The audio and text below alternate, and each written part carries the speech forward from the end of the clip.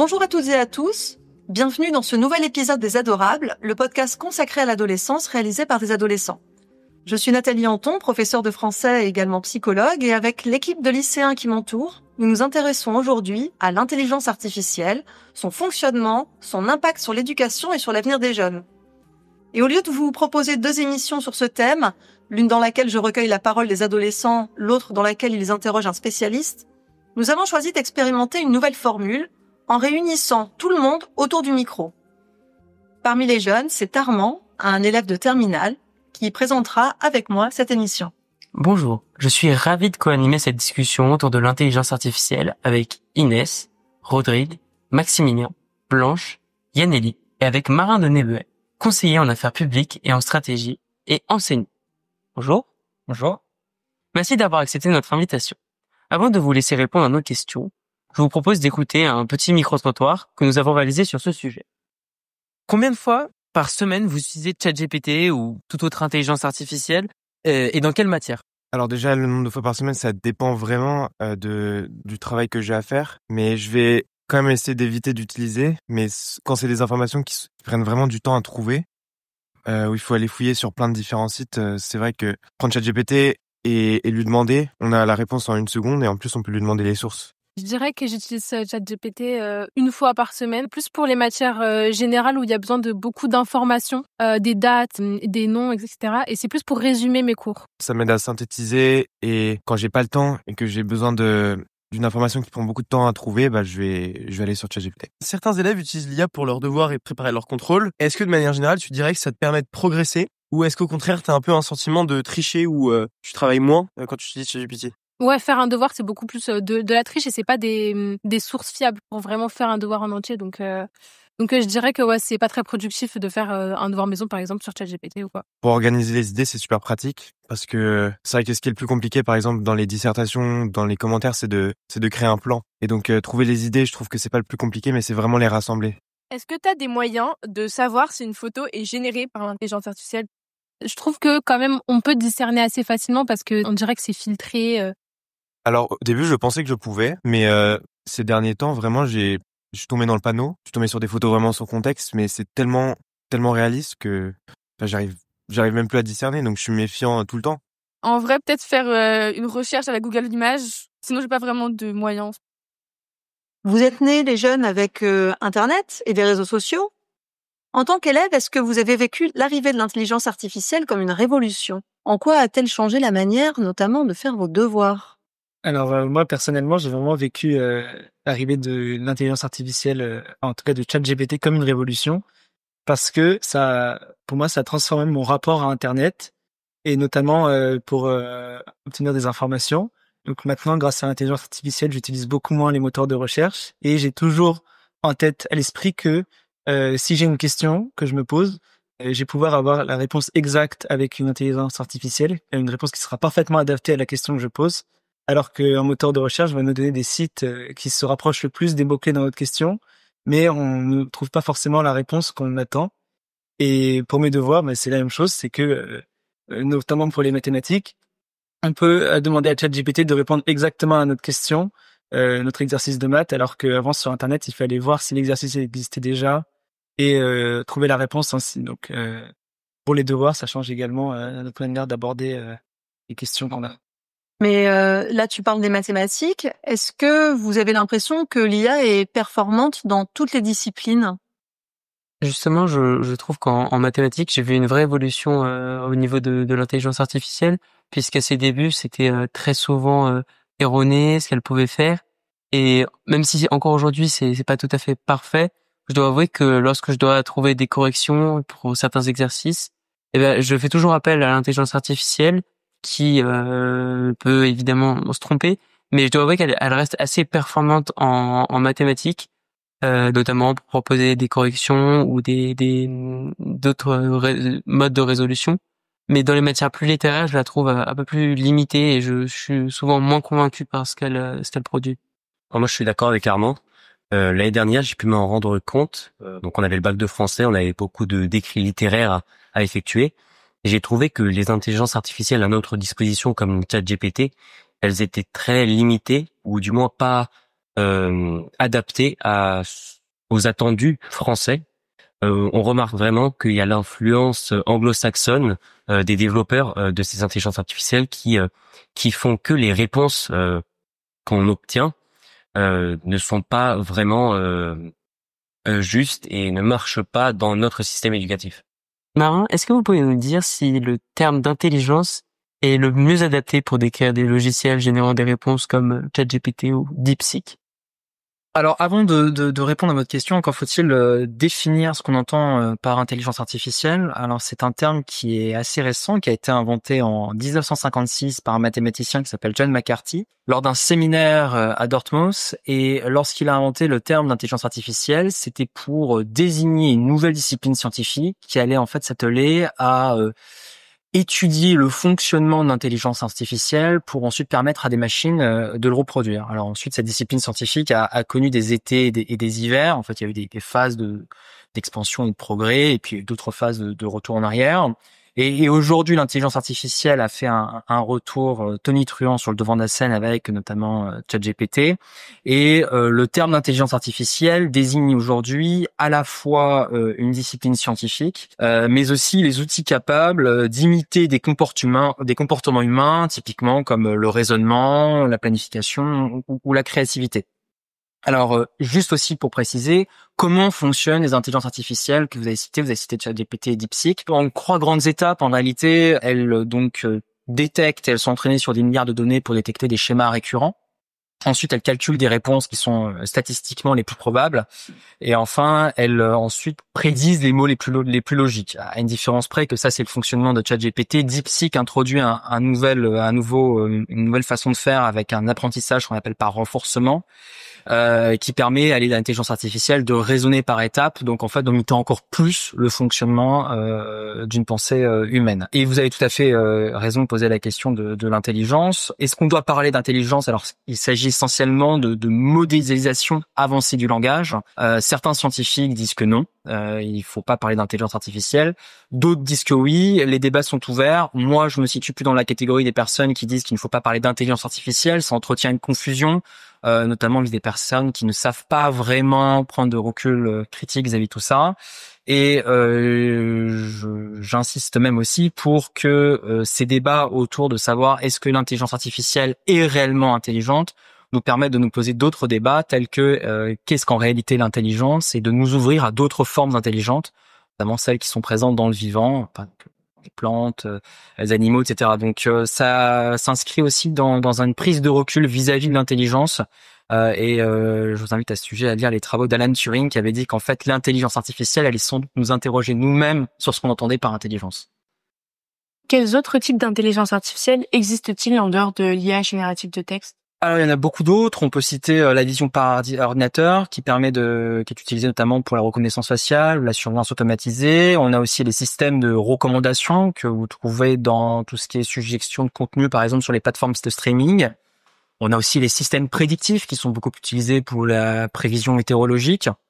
Et on a aussi les assistants vocaux, pour pas faire de jaloux dans les entreprises. Citons Siri, Alexa, Google Assistant et autres. Est-ce que vous pouvez nous dire d'où viennent les données de l'IA? Alors, les données de l'IA, elles viennent de la créativité humaine et du savoir-faire intellectuel humain. En fait, elles viennent de bases de données massives qui incluent des produits culturels présents sur Internet, des documents publics, des publications scientifiques. Et en fait, les entreprises d'intelligence artificielle font ce qu'on appelle du web scraping, c'est-à-dire qu'elles photographient à un moment donné toutes les sources qui sont disponibles sur Internet pour entraîner ensuite leur modèle à, comme je le disais, dans la phase première, c'est-à-dire récupérer et détecter des schémas récurrents dans des gros ensembles de données. C'est ce qu'on appelle le big data, qui a un enjeu central et décisif, parce qu'en fait, c'est celui qui permet vraiment de faire progresser les intelligences artificielles. Et ça pose énormément de problèmes. D'une part juridique, puisqu'il y a aussi la question du droit d'auteur, c'est-à-dire à qui appartiennent les contenus qui vont servir à entraîner ces intelligences artificielles, et est-ce qu'il n'y a pas une spoliation, par exemple, des auteurs? Je pense par exemple à tout ce qui est produits culturels, les livres, etc. Et voilà, donc et aussi ça pose aussi une question d'entraînement à la vie privée. Je pense notamment aux images qui sont collectées pour, par exemple, façonner des avatars numériques. Il y a énormément d'enjeux liés à tout ça. On peut se demander en tant qu'élève, est-ce que nous devons nous méfier des réponses que génère l'intelligence artificielle aujourd'hui? l'IA a-t-elle fait beaucoup d'erreurs? Non, alors vous devez systématiquement adopter un recul critique sur les résultats fournis par les intelligences artificielles, puisqu'en fait, les intelligences artificielles se trompent et peuvent aussi inventer des réponses. Alors généralement, on dit qu'il y a deux problèmes. Soit on dit qu'elles sont biaisées, soit qu'elles hallucinent. Alors lorsqu'elles sont biaisées, c'est généralement que il y a un problème dû à la représentativité des données qui ont été utilisées pour les entraîner. Et ça peut être le fait les données soient partielles, déséquilibrées ou qu'elles reflètent des préjugés culturels. Et lorsqu'elles hallucinent, c'est parce qu'en fait, elles inventent un contenu crédible sans avoir vérifié au préalable sa véracité. Et en fait, lorsque ça reste des outils, donc lorsque vous leur posez une question, elles doivent répondre et elles n'ont pas tendance à me dire à un moment « je ne sais pas, je ne comprends pas ». Et elles ont parfois tendance à inventer. Donc non, vous devez systématiquement avoir un recul, ne jamais avoir un rapport passif par rapport à l'information qui vous a été donnée. Et ce qui soulève un autre enjeu vraiment fondamental dans le futur des intelligences artificielles, c'est comment est-ce qu'on arrive à maintenir et voire même à amener l'utilisateur à avoir un regard critique vis-à-vis de l'information qui lui est fournie. Parce que plus les utilisateurs seront passifs, plus ils prendront pour acquis les résultats qui leur seront donnés, et ça peut avoir des effets dramatiques sur le court, le moyen et long terme. Les élèves, est-ce que il y en a beaucoup parmi vous qui utilisent l'IA pour les devoirs à la maison et même en classe sans que nous, professeurs, nous nous en rendions compte? Et d'ailleurs, qu'est-ce qui vous retient finalement de totalement plagier ChatGPT? Alors oui, j'aurais tendance à dire qu'il y a une grande majorité des élèves qui utilisent l'IA de manière récurrente pour soit travailler chez eux ou en cours. Cependant, j'aimerais aussi dire que pour moi, il y a deux modes d'utilisation. Il y a un premier mode que je qualifierais d'intelligent entre guillemets, qui serait de se servir de l'IA comme un outil pour, par exemple, se trouver des idées pour un exposé, mais qui est en opposition avec l'autre mode d'utilisation. Vous avez parlé d'un mode d'utilisation passif. Moi, je l'appellerais copier-coller. C'est-à-dire que c'est vraiment l'usage basique de l'IA de je lui demande de faire mes devoirs pour moi. Voilà, là on perd le sens de l'exercice. Donc j'aurais plutôt tendance à dire que maintenant, en comparaison avec il y a par exemple 2 ans, on est beaucoup plus dans un mode d'utilisation intelligent en terminale. Ensuite, je dirais que ce qui fait que les profs ne s'en rendent pas compte, c'est que peut-être qu'ils s'en rendent compte, mais qu'ils peuvent tout simplement pas le prouver. Ça, c'est un point. Et ensuite, au niveau des... Qu'est-ce qui m'empêche, moi, de recopier juste ce que dit l'IA? Déjà, c'est la véracité des informations. Elles peuvent halluciner, comme vous l'avez dit. Ou alors, il y a aussi une limite personnelle, c'est que j'ai tendance à me dire que si jamais on me donne un exercice, ça peut m'apporter quelque chose. Donc, si je demande juste à l'IA de le faire pour moi, bah, ça n'a plus aucun sens. Et la troisième limite, ce serait aussi le niveau des informations. Elles peuvent être vraies, mais est-ce qu'elles répondent totalement à la question? Ça, j'en doute. L'année dernière, un tournoi de débat avait été organisé et j'y avais assisté en tant que spectatrice pour soutenir une amie. Et à la fin du débat, elle devait aller demander une sorte de feedback, de retour sur sa présentation au jury. Et quand elle s'est adressée à un des membres de ce jury, il lui a dit que son texte était très bien rédigé, mais que elle n'avait pas du tout l'air à l'aise et qu'on aurait dit que c'était ni elle qui l'avait écrit, ni qu'elle l'avait déjà lu. Et elle m'a plus tard dans la soirée avoué qu'en fait elle venait de le lire et qu'elle avait complètement oublié de le faire et que c'était complètement ChatGPT. Donc j'ai trouvé que le jury avait vraiment un point de vue perspicace vis-à-vis de l'utilisation de ChatGPT à ce moment-là. À un autre moment, il y a plusieurs élèves qui avaient été aussi pris pour triche en contrôle parce que en posant les questions du contrôle à ChatGPT, ils avaient utilisé des méthodes et un algorithme dans ce cas précis qu'on n'avait pas encore étudié en cours et qui, par conséquent, détonnait sur la copie. Donc, je dirais que la plupart du temps, c'est quitte ou double. Soit les professeurs s'en rendent complètement compte et ça se voit, sinon ça peut passer parfois à la trappe. D'ailleurs, Marin, est-ce qu'il existe des moyens pour les professeurs de savoir si un devoir a été fait par l'intelligence artificielle? Alors non, pour l'instant, il n'existe pas de moyen pour savoir à coup sûr si un devoir a été ou non rédigé avec intelligence artificielle. Néanmoins, on a beaucoup de détecteurs capables d'identifier en fait ce qu'on appelle les signatures linguistiques d'un texte généré par IA. Ça, c'est la première chose. Et d'autre part, les professeurs aussi disposent d'une expertise métier qui leur permet de détecter les copies générées par IA. Parce qu'en fait, ça, c'est quelque chose que parfois les étudiants oublient, c'est qu'un professeur parfois connaît, enfin souvent même connaît intimement en fait la façon de raisonner d'un étudiant, la façon de raconter, de structurer une copie, etc. Donc, l'outil technologique, même s'il n'existe pas encore, il existe des moyens quand même de savoir si les copies ont été rédigées par des intelligences artificielles. Plus largement, la question, elle pose aussi la question de l'avenir des devoirs. Est-ce qu'il faudra pas aussi réfléchir à développer d'autres nouvelles méthodes d'évaluation des connaissances, par exemple l'évaluation des raisonnements plutôt que des résultats? C'est des questions ouvertes. Vous avez peut-être entendu cette question à notre micro-trottoir. On voudrait quand même avoir votre avis en tant qu'expert. Est-ce qu'il est possible de distinguer aujourd'hui une image générée par une intelligence artificielle? Je pense par exemple au panneau Hollywood qui a été montré en feu et vu par des millions de personnes alors qu'elle était totalement fausse.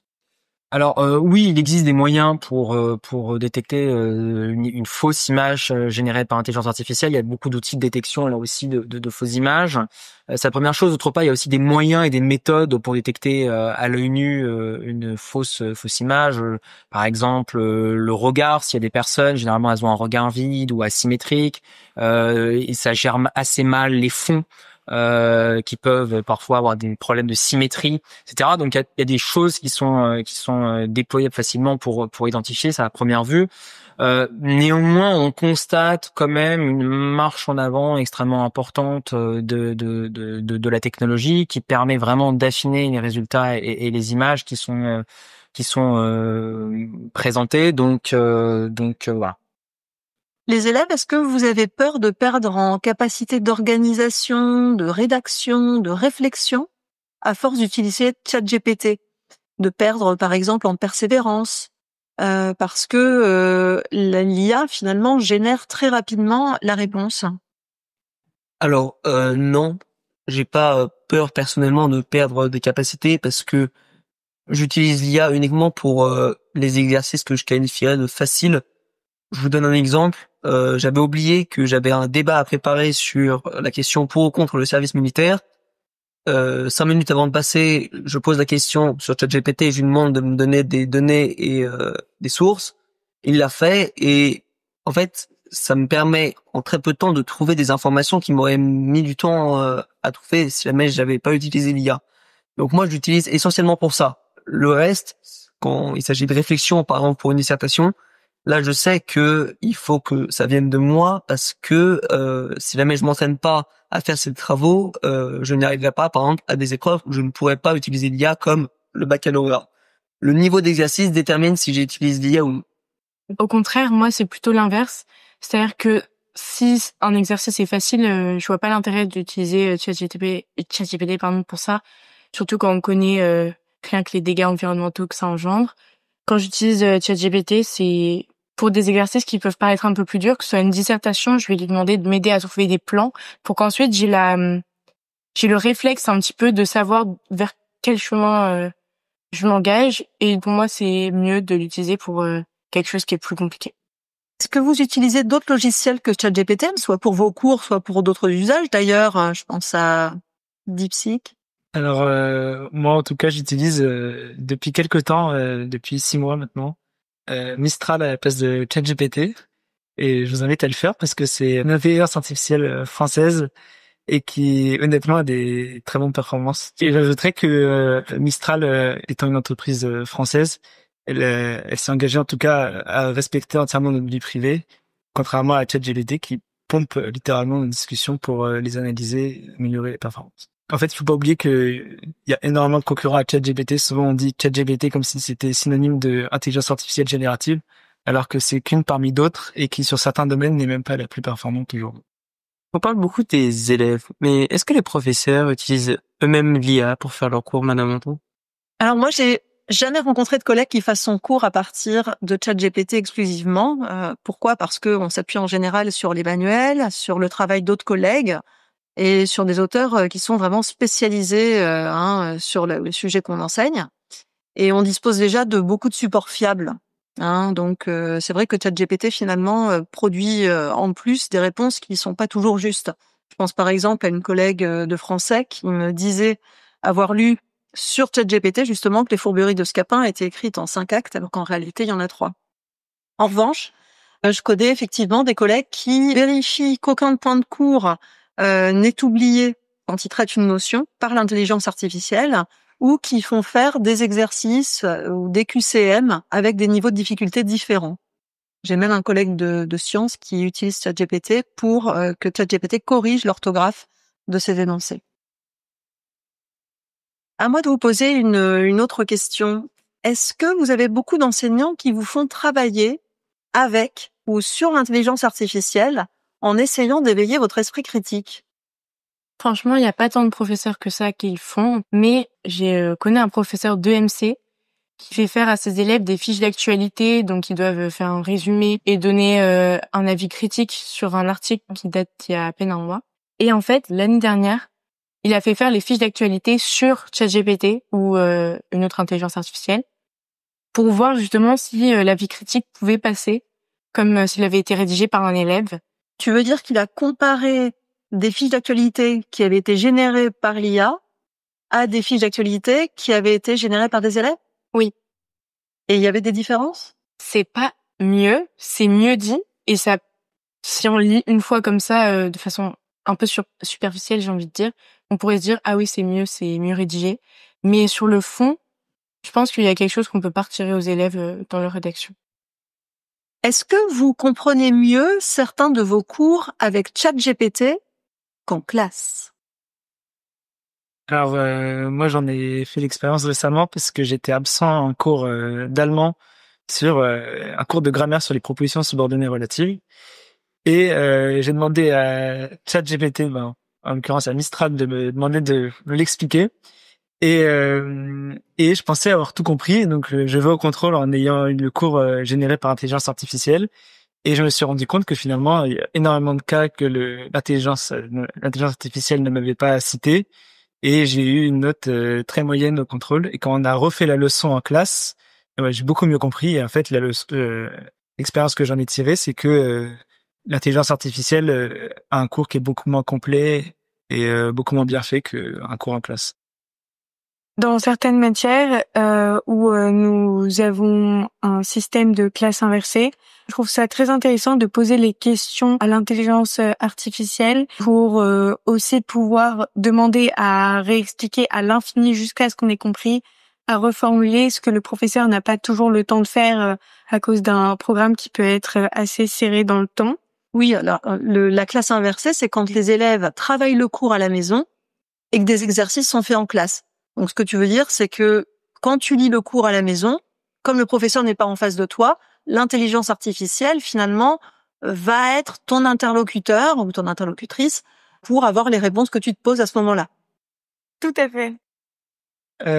Marin, est-ce que selon vous, l'IA va un jour se substituer aux enseignants, comme notamment une école de Phoenix aux États-Unis en a fait le pari et qui envisage dès septembre 2025 d'encadrer ses élèves du CM1 à la 4e par intelligence artificielle? Alors oui, on peut très bien imaginer un monde où les professeurs sont remplacés par des intelligences artificielles, les médecins aussi, les pilotes d'avion, les chauffeurs de taxi et autres professions qui utilisent des tâches redondantes et qui sont facilement automatisables. Néanmoins, c'est quand même une vision de l'éducation qui est extrêmement réduite. Un enseignant, c'est pas juste quelqu'un qui transmet du savoir, c'est quelqu'un qui transmet du savoir avec une certaine façon, qui s'adapte à sa classe, qui détecte éventuellement si certains étudiants comprennent mieux certaines choses que d'autres, quelqu'un qui véhicule aussi un désir d'apprentissage, etc., à ce qu'une machine n'est pas du tout capable de faire.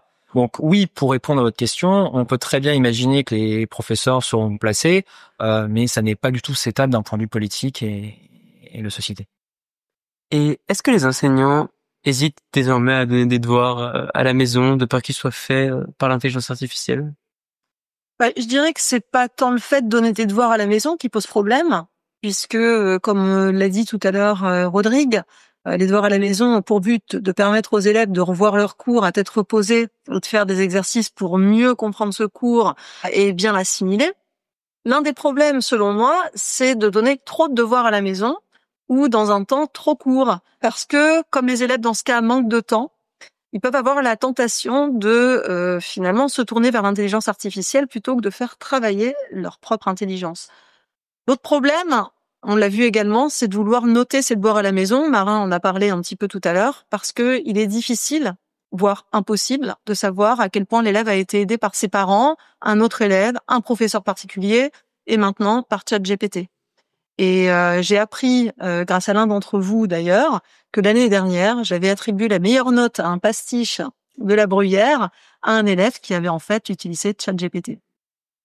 Marin, je parlais précédemment d'un biais anglo-saxon dans la rédaction de la dissertation. Est-ce qu'il y a d'autres biais dont nous, élèves, devrions nous méfier? Et quels conseils pourriez-vous donner à ceux qui nous écoutent pour les repérer et les éviter? Alors oui, effectivement, il existe de nombreux biais. Comme je le rappelais, les intelligences artificielles sont entraînées sur des bases de données, et ces bases de données, lorsqu'elles sont mal intégrées, elles reflètent les biais culturels, historiques et sociaux qui sont présents dans la société. Par exemple, pour les biais culturels, la majorité des contenus disponibles en ligne proviennent du monde anglo-saxon, ce qui oriente potentiellement les réponses de l'intelligence artificielle. D'une part, elles sont reflets du monde anglo-saxon, mais d'autre part aussi d'une vision purement occidentale de la société ou de l'histoire. Il y a d'autres biais, par exemple les biais historiques. Certains événements ou figures historiques vont être surreprésentés, alors que d'autres vont être moins documentés, voire même carrément ignorés, et cela va pouvoir aussi éventuellement influencer les réponses d'intelligence artificielle. Enfin, il y a aussi les biais de genre et de race et de classe, si ces données-là sont intégrées telles quelles, ça peut permettre à les intelligences artificielles de reproduire des stéréotypes et des préjugés. Et pire que ça, lorsque ces intelligences artificielles sont intégrées dans l'organisation de notre vie sociale, je pense par exemple à la gestion des aides sociales, par exemple, comme c'est le cas aux Pays-Bas, ça peut avoir des conséquences dramatiques. Les Pays-Bas ont eu un problème avec une intelligence artificielle qui en fait s'occupait de gérer l'attribution des aides sociales à certaines personnes. Et en fait, on s'est rendu compte avec horreur qu'elle reproduisait des biais discriminants et qu'elle avait tendance à sortir même de l'aide sociale des femmes célibataires avec des enfants. Donc vraiment, ça peut avoir vraiment des conséquences dramatiques. Pour revenir sur la question des biais dans l'enseignement, on a plusieurs façons de les éviter. D'abord, il faut recouper les sources. Il faut jamais se fier à une seule réponse fournie par l'intelligence artificielle. Il faut faire ses propres recherches. Il faut consulter plusieurs sites, ouvrages, avoir des points de vue différents des experts.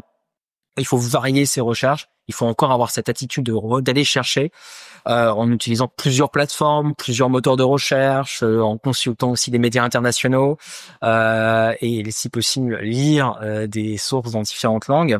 Et enfin, avoir encore un recul critique. Qui a produit ces données? À quelle époque? Dans quel contexte? Et existe-t-il d'autres points de vue? Donc c'est vraiment tous les mécanismes d'autodéfense intellectuelle à mettre en place pour ne pas trop avoir de mauvaises surprises ensuite quand on utilise les intelligences artificielles.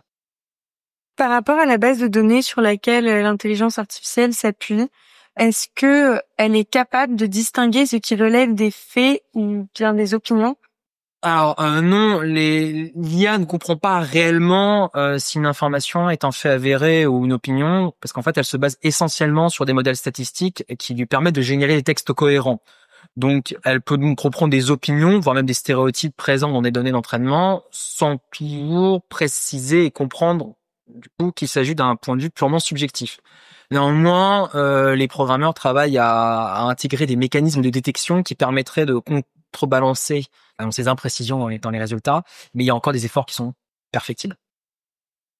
L'intelligence artificielle s'adapte-t-elle à son utilisateur en lui fournissant des réponses qui correspondent à ses centres d'intérêt? Alors cette question, à mon avis, elle est orientée par l'expérience qu'on a avec les réseaux sociaux, notamment ce qu'on appelle les bulles de filtre, où en fait vous êtes enfermé dans des contenus et dans des récits et narratifs qui vous parlent personnellement. Pourquoi? Parce les réseaux sociaux ont identifié que vos données et votre utilisation vous portaient vers plus de choses, et donc elles ont tendance à vous fournir ces éléments pour vous permettre d'être capturé plus longtemps sur les sites. C'est ce qu'on appelle la bataille du temps de l'attention. c'est pas le cas des intelligences artificielles, ou pour l'exemple de ChatGPT ou de Mistral, qui fonctionnent différemment. Alors, elles vont peut-être adapter leurs réponses à vous en fonction de la manière dont vous avez posé de la question, mais non, elles vont pas avoir tendance à s'adapter à vos centres d'intérêt. Néanmoins, ça ne veut pas dire que si elles ne le font pas aujourd'hui, elles ne le feront pas demain. Et on peut très bien avoir des intelligences artificielles beaucoup plus personnalisées qui nous accompagnent à chaque moment de notre vie et qui, pour le coup, pourraient vous enfermer dans des éventuelles bulles algorithmiques d'intelligence artificielle. Et ça soulève des enjeux majeurs de protection de vie privée et de données personnelles aussi. Pour rebondir sur ce sujet, est-ce qu'il peut y avoir des publicités déguisées dans les réponses données par ChatGPT ou les IA en général? Pour l'instant, il n'y a pas de publicité cachée dans les réponses fournies par les intelligences artificielles. Néanmoins, il peut mentionner des marques ou des produits si cela est pertinent. Il peut aussi faire des recherches sur les moteurs de recherche, et donc on reproduit encore le même schéma, où est-ce qu'il va prendre des informations, et là, en faisant remonter certains produits plutôt que d'autres, là aussi, ça biaise la réponse. Néanmoins, il y a quelque chose qui est très important, c'est qu'en fait, la question que vous posez aussi, c'est l'avenir des modèles économiques de ces intelligences artificielles et de ces grandes entreprises. Ces grandes entreprises perdent de l'argent. En réalité, actuellement, on investit énormément d'argent pour développer ces technologies, mais elles en rapportent peu. Il y a bien un moment, ce sont des entreprises capitalistes qui ont un besoin de gagner de l'argent. Donc, est-ce qu'on va assister à des intelligences artificielles qui vont intégrer dans leurs recommandations la présence de contenus sponsorisés? Et ça va soulever éventuellement des questions de transparence dans les recommandations. Donc, pour répondre clairement à votre question, non, mais peut-être dans un futur proche, oui. Faut-il, selon vous, réglementer l'IA? Et est-il possible de le faire? Y a-t-il des logiciels plus sûrs que ChatGPT? Alors là encore, la question de la réglementation aujourd'hui, elle est centrale. Avant de répondre, il y a souvent cette phrase qui circule, qui est de dire les États-Unis innovent, la Chine copie et l'Europe régule. À mon avis, elle est fausse. C'est pas que l'Europe régule, c'est que l'Europe encadre le développement de ces technologies dans le respect de la démocratie et des principes démocratiques qui nous sont importants. Oui, il faut réguler l'intelligence artificielle parce qu'en fait, elle aura un impact majeur, et elle a déjà un impact majeur sur des domaines très sensibles, l'enseignement, la santé, la sécurité, ce qui rend la régulation totalement indispensable. En termes de régulation, on a une qui va arriver en 2026, si je ne me trompe pas, qui est ce qu'on appelle l'IA Act, et qui vise à instaurer des règles strictes au sein de l'Union européenne, avec des classements d'intelligence artificielle par niveau de risque. Alors on aura faible, modéré, élevé et inacceptable. Et en fait, ça, pour le coup, ça permettra d'interdire certaines applications dangereuses, par exemple la reconnaissance faciale en temps réel dans l'espace public, et aussi imposer des règles de transparence et d'explicabilité des intelligences artificielles qui sont utilisées dans le secteur critique, et on pense notamment à la santé et à la justice. Ce choix-là, il est typiquement européen. D'autres pays ne le font pas. Les États-Unis, eux, ont plutôt tendance à avoir une approche très très souple de ces questions, d'ouvrir en fait le jeu économique et de permettre à n'importe qui de développer ces intelligences artificielles. La Chine, elle, c'est un peu plus complexe parce elle laissait quand même garder la main sur les intelligences artificielles qui sont déployées, notamment sur les intelligences artificielles génératives qui peuvent être utilisées pour produire des contenus qui sont peu appréciés par le pouvoir en place. Mais voilà, non, il faut réguler impérativement l'intelligence artificielle. Et je tiens à préciser aussi qu'il y a quelques années, les mêmes défenseurs des intelligences artificielles nous expliquaient qu'il y avait un risque existentiel de déploiement des intelligences artificielles, notamment des intelligences artificielles supérieures qui menaçaient l'existence même de l'humanité. Alors, est-ce que ces gens-là ont en cours de route changé d'avis? Est-ce que ces gens-là nous mentaient au début ou nous mentent aujourd'hui en nous expliquant qu'il faut accélérer sur ces questions? Je ne sais pas, mais tout ça nous invite à avoir une certaine prudence dans le déploiement de ces intelligences artificielles. Il n'y a pas un risque d'empêcher le développement des intelligences artificielles en Europe par ces régulations?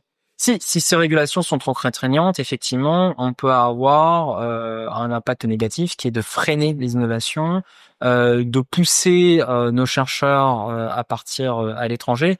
Néanmoins, quand j'interviens et que je discute avec ces chercheurs, ils nous reprochent plus, par exemple, l'état éventuellement l'état négatif de la recherche fondamentale en France, ou les problèmes de supercalculateurs, etc. C'est plutôt les arguments qui viennent en premier lieu plutôt que des arguments purement juridique. Ce qui nous reproche aussi, c'est l'instabilité de la régulation. En fait, il faut que pour développer des technologies, c'est vrai qu'il faut avoir une vision au minimum à moyen terme. Quel secteur professionnel risque d'être partiellement, voire totalement modifié par l'IA? Et est-ce que vous déconseilleriez aux élèves de s'engager dans certaines formations en raison d'une réduction drastique des postes aveugles? Vaste question à laquelle je n'ai pas de réponse définitive. Aujourd'hui, si les promesses qui sont faites par les grandes entreprises de la tech sont réelles, tous les secteurs et tous les métiers vont être impactés par l'intelligence artificielle.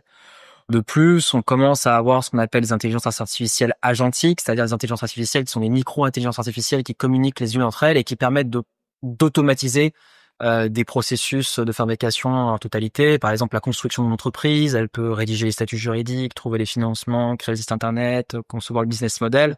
Donc en fait, ça pose vraiment d'énormes enjeux liés aux automatisations. Tous les métiers, pour l'instant, vont être impactés avec toujours cette question de prolétarisation, c'est-à-dire comment est-ce que les gens garderont une expertise métier qui leur permettra d'évoluer, de se projeter dans la vie. C'est un enjeu politique majeur, à mon avis trop peu traité. Et sur la question de la formation intellectuelle, et ça me frappe énormément la maturité que j'ai entendue sur votre distance critique vis-à-vis de l'intelligence artificielle. En réalité, c'est la question de savoir pourquoi est-ce qu'on apprend purement pour trouver un métier un jour, ou est-ce qu'on apprend parce qu'on imagine que l'apprentissage fait partie de la construction intellectuelle d'un citoyen et qui évolue de manière normale dans une société. Donc non, je ne déconseille absolument pas de renoncer à certaines matières pour en choisir plutôt que d'autres.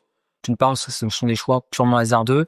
Faites et choisissez les futurs domaines que vous allez explorer avec votre envie personnelle de le faire, tout en gardant effectivement cette épée en tête qu'il y a une épée de Damoclès aussi qui est l'automatisation, mais qui à mon avis ne se régulera pas à notre échelle. Elle se régulera vraiment au niveau politique, avec des politiques qui disent on accepte de déployer l'automatisation dans ces secteurs-là plutôt que d'autres, parce que par exemple dans le domaine de l'éducation, on estime que civilisationnellement, on n'admet pas qu'une machine s'occupe de manière à 100% de l'éducation d'un étudiant. Je rappelle aussi que il a besoin d'une montée en compétences. On a énormément besoin de recherche fondamentale. On va avoir de plus en plus besoin de recherche mathématiques, de scientifiques.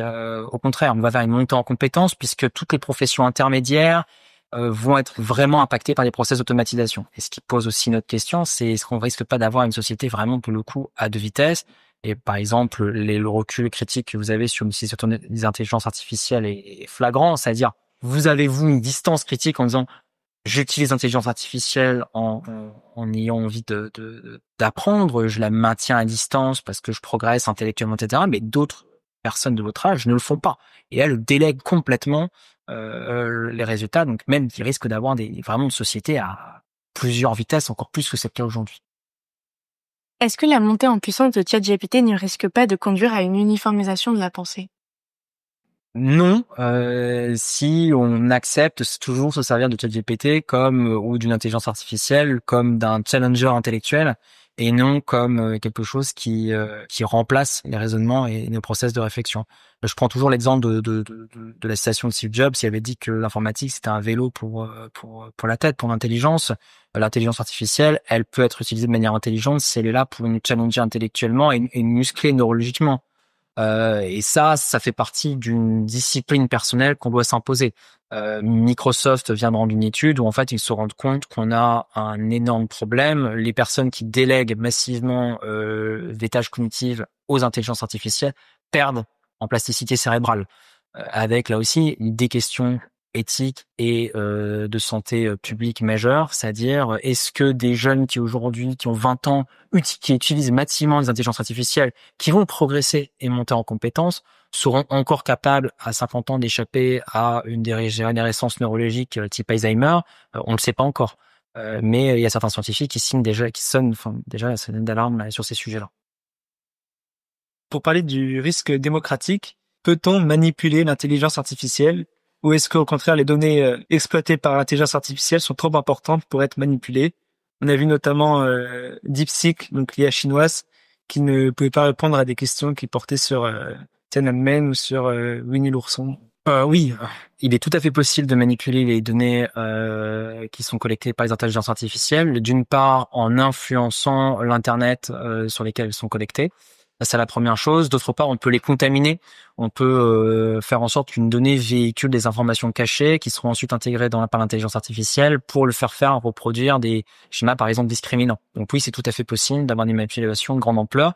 D'ailleurs, on le sait aujourd'hui, c'est un grand enjeu de défense et de souveraineté. Le jour où on aura massivement déployé les intelligences artificielles dans tous les secteurs de notre économie, de la santé, l'éducation, la sécurité, etc., si c'est les données qui sont intégrées dans ces intelligences artificielles sont compromises, il y a de véritables risques de sécurité existentielle.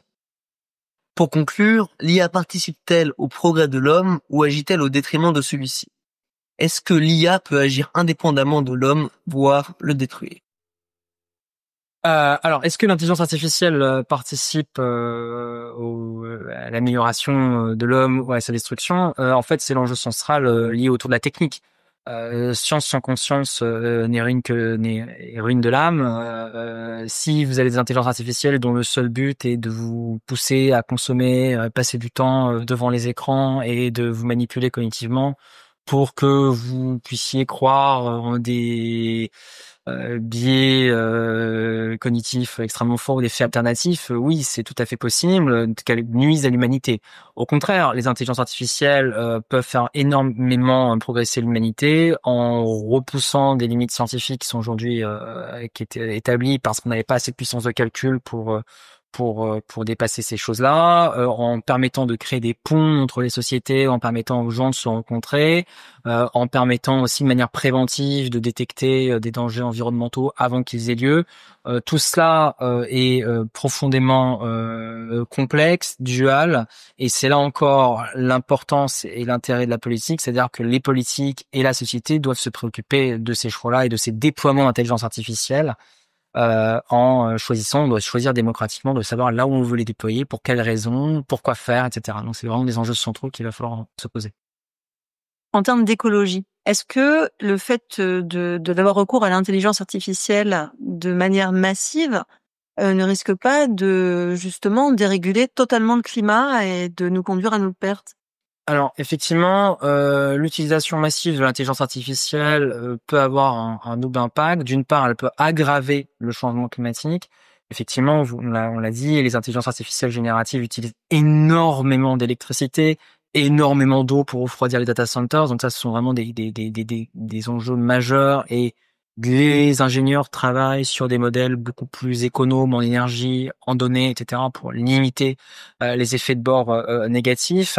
Mais il y a aussi un aspect positif dans les intelligences artificielles dans l'environnement. Par exemple, sur l'adaptabilité des agriculteurs au changement climatique. Elles peuvent avoir des modèles préventifs de prédiction du climat à court, moyen et long terme, qui permettent en fait de éventuellement adapter les récoltes, enfin adapter les semences en fonction des risques climatiques qui sont liés, voire même de prédire avant qu'ils aient lieu les feux de forêt. Donc là encore, on reste vraiment avec cette technologie duale qui peut avoir des impacts extrêmement positifs et des impacts extrêmement négatifs. Et là encore, je le rappelle, c'est un débat de société majeur.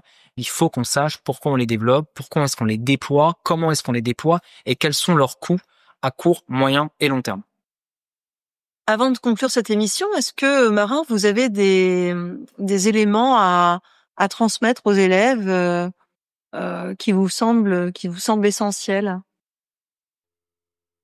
Des éléments qui me semblent essentiels, oui, d'une part, soyez curieux sur ces sujets, allez lire les livres qui sont publiés. Il y a une littérature extrêmement riche sur ces questions, en France, mais aussi dans le monde anglo-saxon. Remettez toujours en question les discours qui sont tenus par les grands dirigeants de la tech, qui restent des discours commerciaux et qui vous véhiculent un projet de société pour tout simplement vous faire consommer leurs produits. C'est très important d'avoir ce recul critique. Vraiment développer cette logique d'autodéfense intellectuelle en ayant du recul sur les informations qui vous sont données. Et aussi, vous avez la chance, typiquement ce genre de conversation, dans votre génération, d'avoir, en fait, si vous voulez, d'être familiarisé à ces questions avant les autres.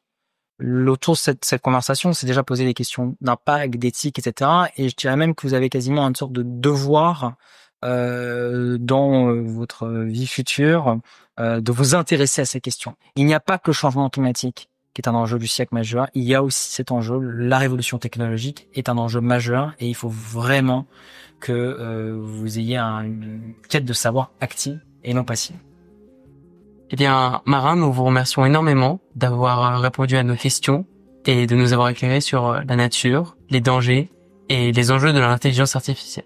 Je rappelle que vous êtes conseiller en affaires publiques et en stratégie et enseignant.